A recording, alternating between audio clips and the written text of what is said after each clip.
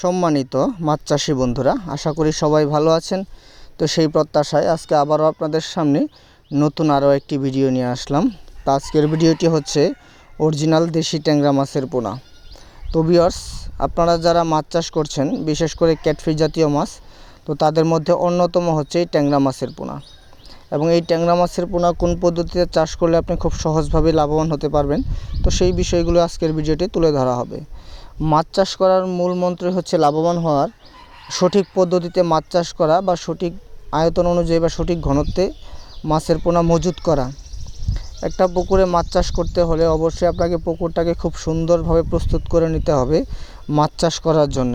আপনি যদি পুকুর প্রস্তুত করতে না পারেন বা পুকুরে দেখা গেছে যদি কোনো প্রকার রাক্ষসে মাছ থাকে, বড় সাইজের মাছ থাকে, তো সেক্ষেত্রে দেখা যাবে আশা অনুযায়ী মাছগুলো বড় হবে না। তো সেই দিক বিবেচনা করে পুকুর প্রস্তুতিটা অনেক গুরুত্বপূর্ণ। এবং পুকুর প্রস্তুতির শেষে যে বিষয়টা, সেটা হচ্ছে মাছের ঘনত্ব। আপনাকে এমন পরিমাণ মাছ দিতে হবে আয়তন এবং গভীরতা অনুযায়ী। যেহেতু ট্যাংরা মাছের পোনা প্রতি শতাংশে 1000 থেকে 1500 পিস সর্বোচ্চ ঘনত্বে চাষ করা যায়। এবং এর পরবর্তী হচ্ছে খাবার অবশ্যই আপনাকে ভাসমান ফিড খাবার দিতে পারেন, তবে ভাসমান ফিড দেওয়ার সময় অবশ্যই প্রোটিনের দিকটা খেয়াল রাখবেন।